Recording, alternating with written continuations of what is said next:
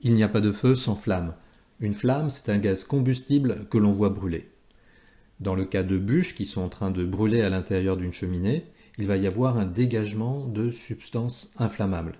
Ces substances inflammables sont issues du métabolisme de la plante, ça peut être des terpènes par exemple, qui sous l'effet de la température vont passer à l'état gazeux, puis s'enflammer. Le terme combustion désigne une réaction chimique entre deux réactifs, un combustible et un comburant, avec dégagement de chaleur. Alors on utilise surtout comme composés combustibles des composés organiques qui contiennent dans leur formule des atomes de carbone et d'hydrogène, et comme comburant le plus souvent du dioxygène.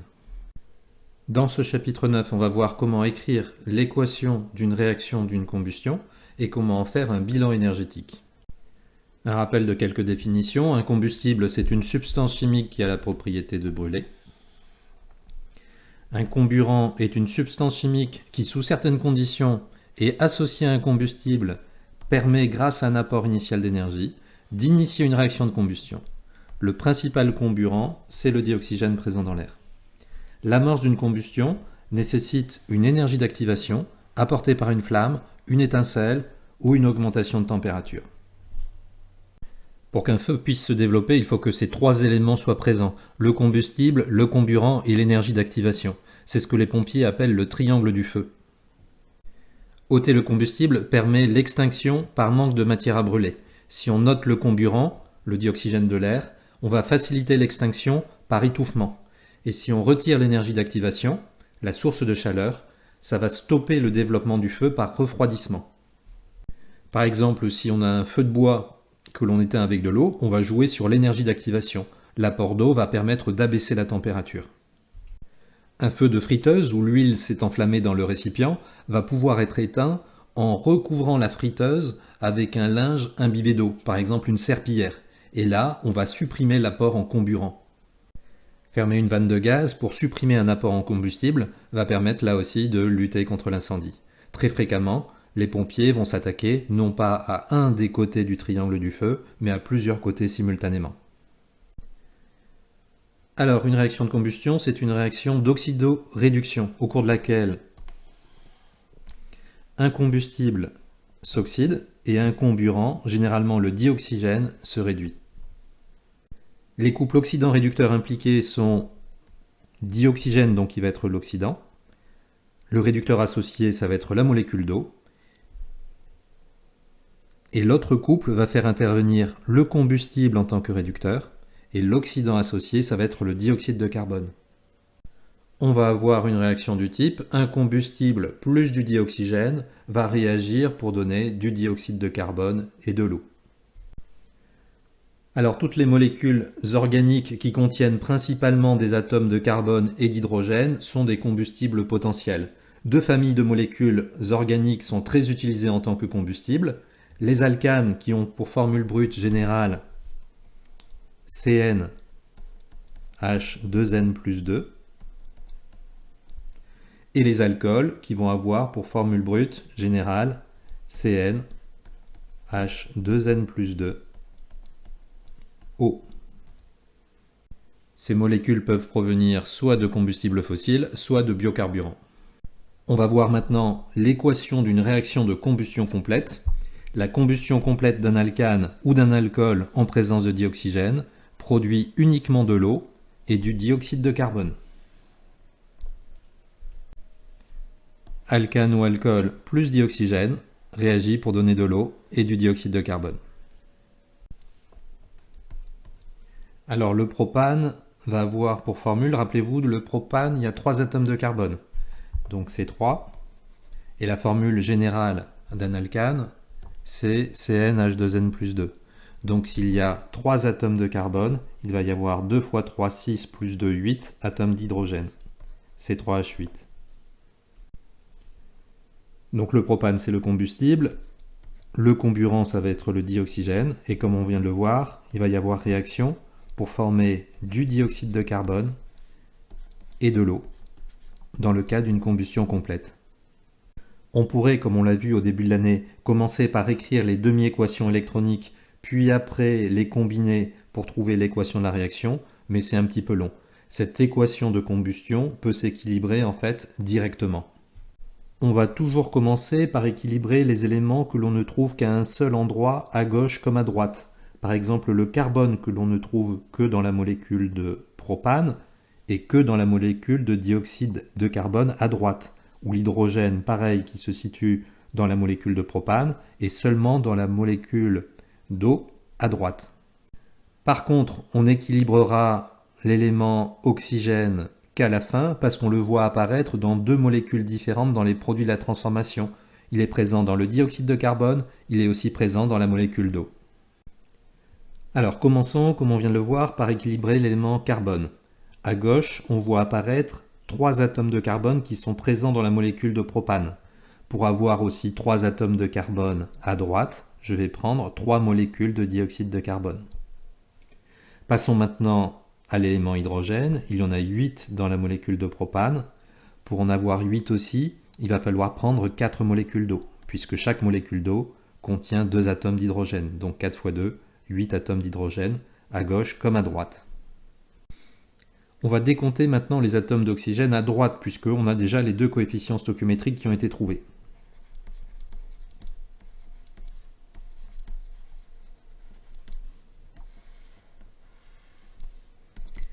Il y en a en tout 2 fois 3, 6 qui sont apportés par les 3 molécules de dioxyde de carbone, plus 4 qui vont être apportés par les 4 molécules d'eau.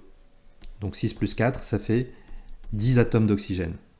Il faut que j'en ai autant à gauche dans les réactifs, donc il va falloir pour cela prendre 5 molécules de dioxygène qui vont apporter 2 fois 5, 10 atomes d'oxygène.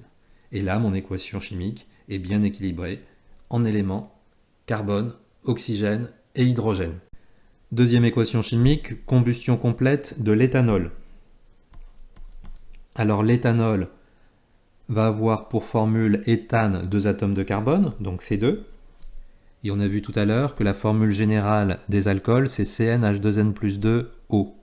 Donc s'il y a 2 atomes de carbone, il va y avoir 2 fois 2, 4 plus 2, 6 atomes d'hydrogène, donc C2H6O. L'autre réactif, ça va être le dioxygène. Et puis on va voir les mêmes produits, puisqu'il s'agit d'une transformation, d'une combustion complète. Donc du dioxyde de carbone et de l'eau. On commence comme tout à l'heure par équilibrer les éléments qui n'apparaissent qu'à un seul endroit à gauche comme à droite, c'est-à-dire le carbone. J'en ai 2 à gauche, donc je vais prendre 2 molécules de dioxyde de carbone.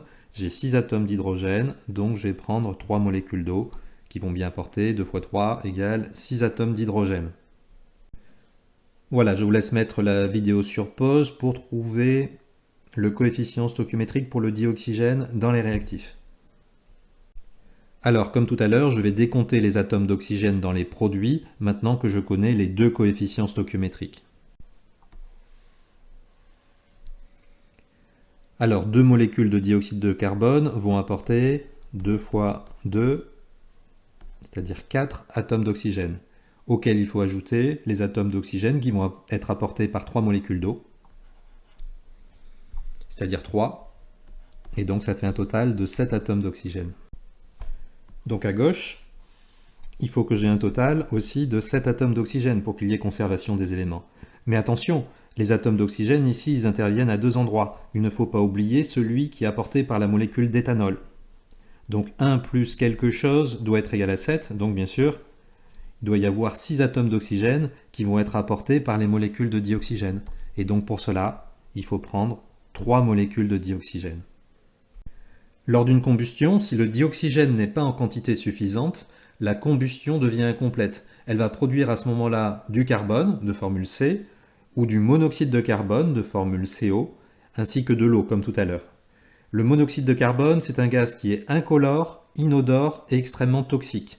Si une personne respire du monoxyde de carbone, elle peut mourir par asphyxie parce que ce monoxyde de carbone va se fixer à la place du dioxygène dans le sang. Dans une habitation où on utilise un chauffage au gaz ou au fioul, donc qui utilise des réactions de combustion, il faut veiller à ce que le dioxygène soit renouvelé pour ne pas passer à une combustion incomplète qui produirait du monoxyde de carbone. Donc il ne faut surtout pas boucher les entrées d'air qui permettent le renouvellement de ce dioxygène. Le carbone est une fine poudre noire qui, en brûlant, va colorer la flamme en jaune. Donc c'est par exemple ce que l'on observe lorsqu'on fait brûler une bougie. La flamme est colorée en jaune, ce qui signifie d'ailleurs que la combustion est incomplète. La flamme d'une chaudière au gaz est bleue, ce qui traduit que la combustion est complète. Passons maintenant à l'aspect énergétique d'une combustion. Les réactions de combustion sont des réactions exothermiques qui libèrent de l'énergie thermique.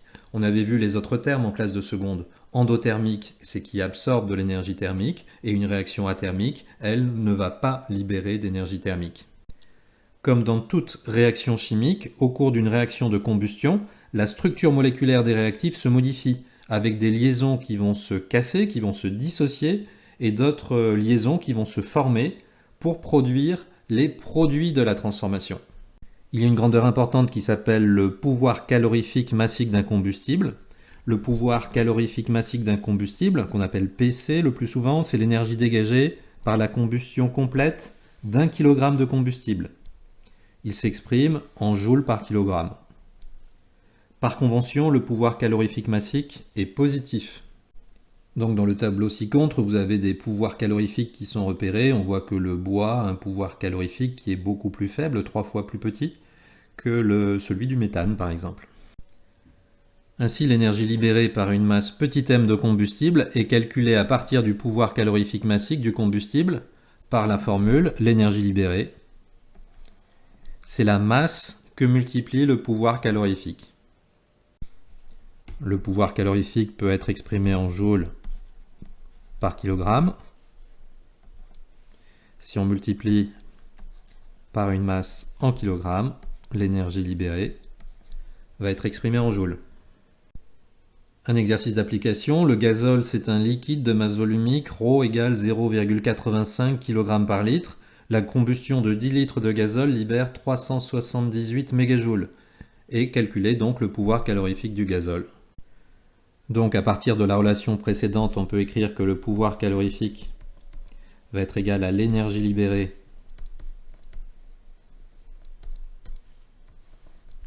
divisé par la masse du combustible. L'énergie libérée est connue, elle est donnée dans l'énoncé. La masse de combustible n'est pas fournie, mais on connaît la masse volumique et le volume. Vous vous rappelez que ρ c'est égal à m sur v. Donc petit m va être égal à ρ fois v.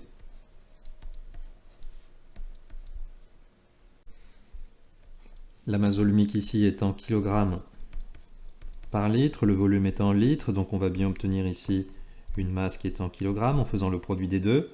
L'énergie libérée, on peut la laisser en mégajoules. Et donc on va avoir, à l'issue de l'application numérique, un pouvoir calorifique qui sera en mégajoules par kilogramme. Ce qui donne 378 mégajoules à diviser par 0,85 fois 10. Et on trouve un pouvoir combustible égal à 44 mégajoules par kilogramme. On trouve bien un ordre de grandeur qui est voisin des données qu'on avait dans le tableau de la page d'avant. Dans les paragraphes qui suivent, on va s'intéresser à l'énergie molaire de réaction. Cette grandeur est notée EL et c'est l'énergie libérée lors de la combustion d'une mole de combustible. Elle est négative puisque les combustions sont exothermiques. Pour les signes des transferts d'énergie, on utilise les conventions du banquier. Lorsqu'il y a un dégagement d'énergie, il y a de l'énergie qui est libérée, qui quitte le système, donc on met un signe moins. Comme quand vous dépensez de l'argent, il va y avoir un signe moins en face de la somme que vous avez dépensée qui va apparaître sur votre relevé de compte. L'énergie de liaison, elle est notée EL. L'énergie de liaison d'une liaison covalente AB correspond à l'énergie nécessaire pour rompre, c'est-à-dire pour casser une mole de liaison et libérer les atomes isolés A et B à l'état gazeux. C'est-à-dire qu'on prend une mole de molécule AB et on va casser toutes les liaisons chimiques entre A et B pour obtenir les atomes séparés. Et donc l'énergie de liaison, c'est cette énergie qui va permettre de réaliser cette transformation. Pour estimer l'énergie molaire de combustion, il faut écrire l'équation de la réaction de combustion avec un nombre stoichiométrique égal à 1 pour le combustible. quitte à avoir des coefficients stoichiométriques fractionnaires pour les autres molécules. Lors d'une combustion, des liaisons se rompent, d'autres se forment, et ce sont ces modifications des structures moléculaires qui vont être à l'origine de l'énergie molaire de combustion. Dans l'exemple, on va déterminer l'énergie molaire de réaction de la combustion complète du méthane. Alors l'équation de la réaction est déjà écrite. Une molécule de CH4, de méthane, va réagir avec deux molécules de dioxygène pour former une molécule de dioxyde de carbone et deux molécules d'eau. On vérifie qu'on a bien un coefficient stoichiométrique qui est égal à 1 pour le combustible. Si ce n'avait pas été le cas, si ça avait été 2 par exemple, il aurait fallu diviser tous les coefficients stoichiométriques par 2. Et je vous ai représenté les différentes molécules qui interviennent dans cette équation de combustion. Donc la molécule de méthane, les deux molécules de dioxygène, la molécule de dioxyde de carbone et les deux molécules d'eau qui vont être formées. Je vous laisse mettre la vidéo sur pause pour colorier en rouge les atomes d'oxygène. Alors le principe, pour déterminer cette énergie molaire de réaction, ça va être d'imaginer un état intermédiaire fictif dans lequel on aura cassé toutes les liaisons et on aura dissocié toutes les molécules des réactifs en atomes isolés. Puis après, à partir de ces atomes isolés, on va reconstituer les molécules qui apparaissent dans les produits de la transformation. Pour dissocier toutes les molécules de réactifs en atomes isolés, que l'on voit apparaître ici dans l'encadré, il va falloir apporter de l'énergie. Pour casser une liaison, il faut apporter de l'énergie. Une fois qu'on va avoir obtenu tous ces atomes isolés, on va donc reconstituer les molécules des produits et cette opération va libérer de l'énergie. Elle va être exothermique. La première étape est endothermique. Quand on casse des liaisons, il faut apporter de l'énergie. Quand on reforme des liaisons, c'est exothermique.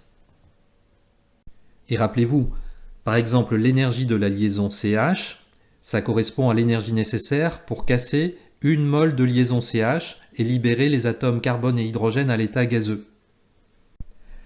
Ainsi, pour trouver l'énergie qui correspond à la première étape, c'est-à-dire pour passer d'une mole de méthane plus 2 moles de dioxygène à 4 moles d'atomes d'oxygène plus 1 mole d'atomes de carbone plus 4 moles d'atomes d'hydrogène isolés, il va falloir faire la somme de toutes les énergies molaires de liaison des réactifs. Pour cela, il va falloir dénombrer combien il y a de chaque type de liaison à l'intérieur des réactifs. On va commencer par regarder l'énergie de dissociation des réactifs.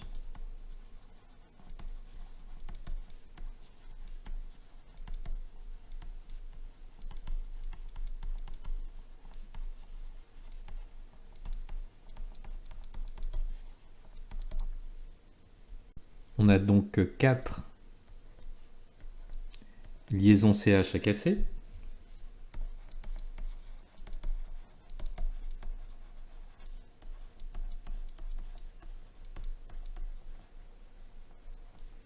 Plus 2 liaisons doubles entre 2 atomes d'oxygène. Ainsi, on a dissocié la molécule de méthane et les deux molécules de dioxygène en atomes isolés. Donc c'est l'énergie de dissociation. Et maintenant qu'on a ces atomes isolés, on va les réassocier, on va reformer des liaisons chimiques pour obtenir les produits de la transformation, c'est-à-dire la molécule de dioxyde de carbone et les deux molécules d'eau. Et l'énergie que l'on va récupérer, puisqu'on récupère de l'énergie en reformant des liaisons, ça va être égal à l'opposé de la somme de toutes les énergies molaires de liaison des produits.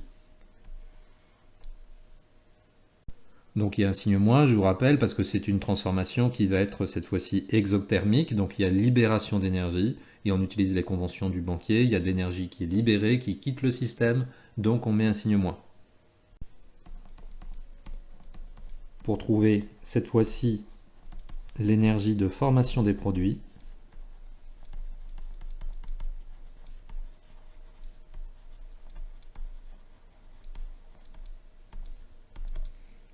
il va falloir faire le bilan de toutes les liaisons chimiques que l'on va former à partir des atomes isolés. Donc je regarde cette fois-ci les produits de la transformation. J'ai une molécule de dioxyde de carbone à former. Donc il va y avoir deux liaisons C double liaison O à former. Et j'ai aussi 2 molécules d'eau à former. Dans une molécule d'eau, il y a 2 liaisons OH, mais comme j'ai 2 molécules d'eau, je vais avoir 4 liaisons OH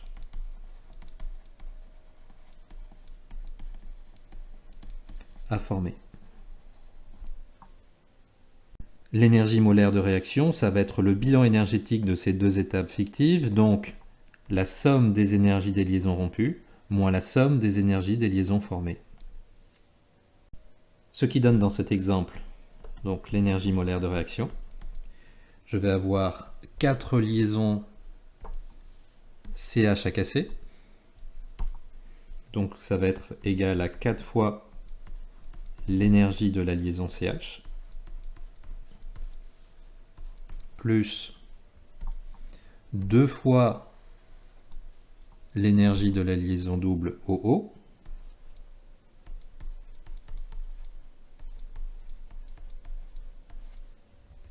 auquel je vais devoir soustraire. J'ai 2 liaisons doubles CO à former, donc moins 2 fois l'énergie de la liaison double CO,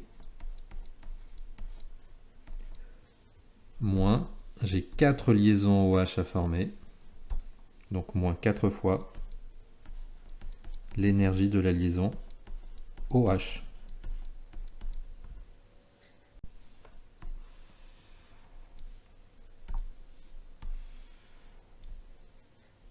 On trouve les valeurs des énergies de liaison dans le tableau ci-dessus. Ce qui donne 4 fois 413, plus 2 fois 498, moins 2 fois 798, moins 4 fois 463.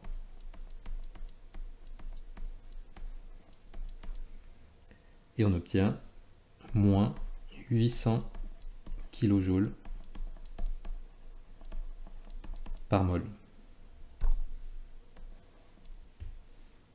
Donc la combustion complète d'une mole de méthane libère 800 kJ d'énergie de combustion. Après, si on veut revenir à la valeur du pouvoir calorifique, il suffit de se rapporter à 1 kg, c'est-à-dire 1000 g de méthane. Comme une mole de méthane a une masse de 16 grammes, il suffit de faire une règle de 3. Alors pour terminer, il faut avoir en tête les enjeux sociétaux liés à ces réactions de combustion. Les réactions de combustion permettent de fournir l'énergie nécessaire au transport et au chauffage. Il y a d'autres façons d'ailleurs de fournir cette énergie. Les réactions de combustion émettent des gaz polluants tels que le dioxyde de carbone qui est un des principaux gaz à effet de serre. Elles participent donc au réchauffement climatique.